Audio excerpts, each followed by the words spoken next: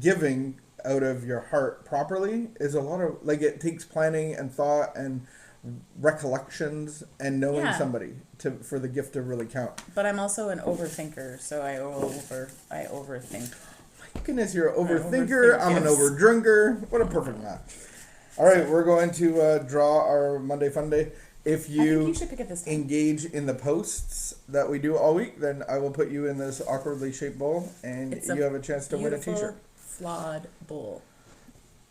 Um, Ronita Wilford. Renita Wilford. Congratulations. You can pick a t-shirt, a tank top, a hat off our website. We will message you.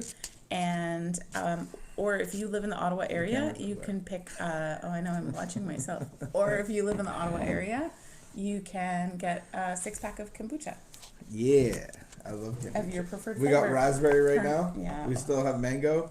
Carlington Booch. Check out Carlington Booch website. We have Order online. order online, and we deliver in the Ottawa and surrounding areas. Yeah. So this is a really long reading. Do you want me to help you with it? It's on denial. Do you have your glasses? Should be super short. No, Yeah. denial.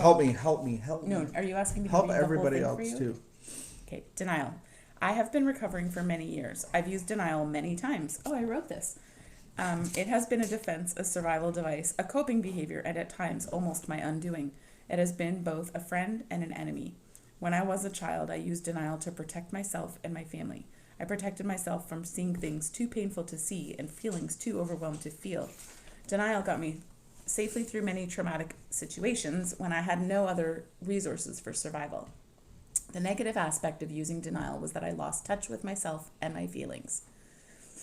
I became able to participate in harmful situations without even knowing I was hurting. I was able to tolerate a great deal of pain and abuse without the foggiest notion that it was abnormal. I learned to participate in my own abuse. Denial protected me from pain, but it also rendered me blind to my feelings, my needs, and myself. It was like a thick blanket that covered and smothered me. Eventually, I began to recover. I had a glimpse of awareness about my pain, my feelings, my behaviors. I began to see myself and the world as we were. There was so much denial from my past that had the blanket been entirely ripped from me, I would have died from the shock of exposure. I needed to embrace insights, remembrances, awareness, and healing gently and gradually. Life participated in this process with me. It is a gentle teacher. As I recovered, I was brought to the incidents and people I needed in order to remind me of what I was still denying, to tell me where I required more healing from my past as I could handle these insights. I still use and break through denial as needed. When the winds of change blow through, upsetting a familiar structure and preparing me for the new, I pick up my blanket and hide for a while. Sometimes when someone I love has a problem, I hide under the blanket momentarily.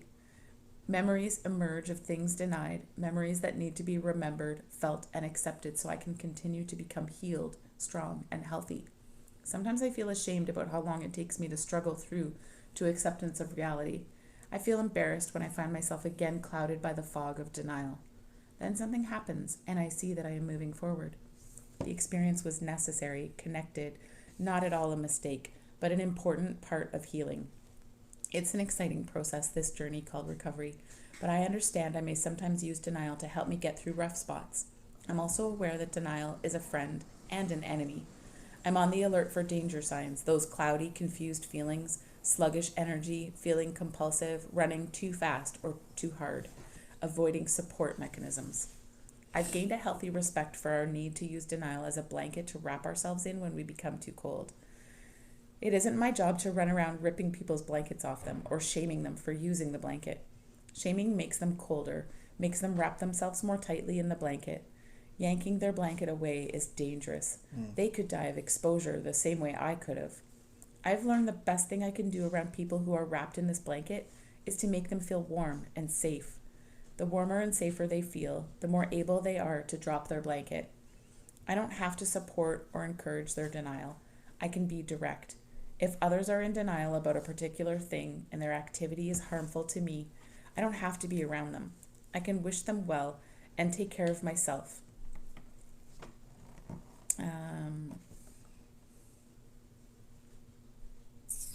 You see, if I stand too long around someone who is harming me, I will inevitably pick up my blanket again. I tend to be attracted to warm people. When I'm around warm people, I don't use my blanket. I've gained respect for creating warm environments where blankets are not needed, or at least not needed for long. I've gained trust in the way people heal from and deal with life. God, help me to be open to and trust the process that is healing me from all I have denied from my past. Help me strive for awareness and acceptance, but help me practice also gentleness and compassion for myself and others for those times I have used denial.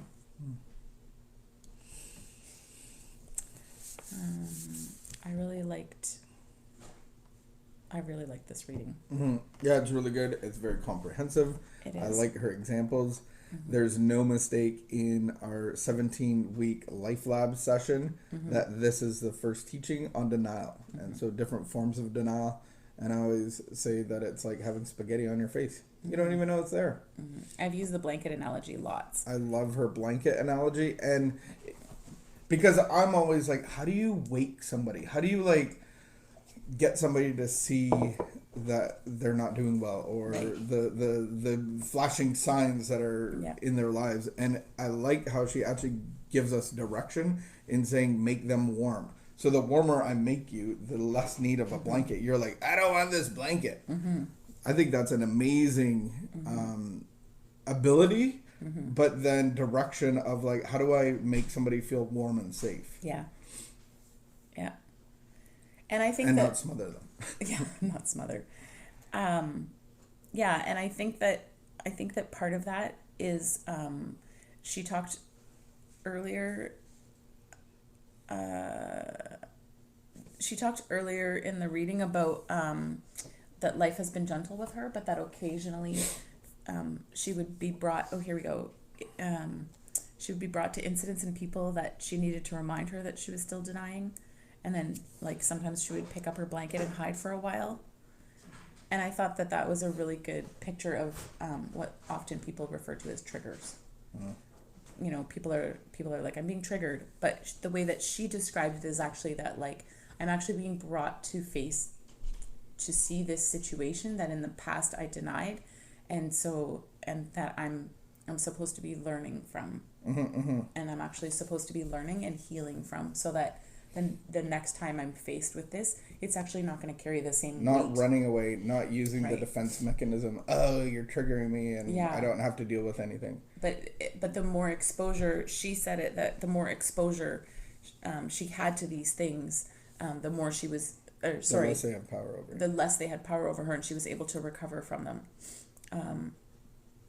And denial is a massive block to recovery, because what it is we have a mental issue. Our problem is predominantly in our minds, and we have mental obsession. So what denial is a defense mechanism to continue unhealthy behaviors and to create distance. Yeah, and it does all sorts of stuff. So it pushes people away. It denies it. It gets angry. It's projects, it intellectualizes. It does lots of things, and it's a mechanism that is made up in our mind to continue unhealthy things, because unhealthy patterns lead to our addiction. So our mind has come up with defenses on how to block healthy patterns. Right. I thought this was a really good reading. Very good reading. Thank you for helping us all out. Fun Day Monday. We're going to be on a podcast later today. Inside Out? Is that what it's called? Yeah. That'll be fun for you. All right. I feel like I'm being stretched. At 4 p.m.? What? I don't even know. Out of my comfort zones. We will. No! All my comfort zones. All my warm blankets. All the warm blankets. All they need to do is warm you up. So when I called Joe, who's doing the podcast, and because I said no to you. No, I don't want to do that. No, that feels really scary. I called Joe, and he was like a warm blanket. He's super warm.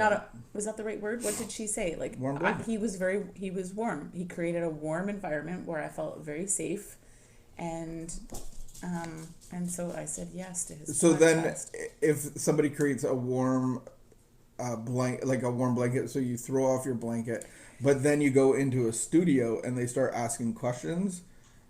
What if you hide under your blanket again? Well, no. So anyway, stay tuned. So I think part of what he did was he because he wants to talk about my experience and The codependency and yeah, addiction. and what I've been learning and going through, and what he did is he related to it, and then he also normalized it and made it like a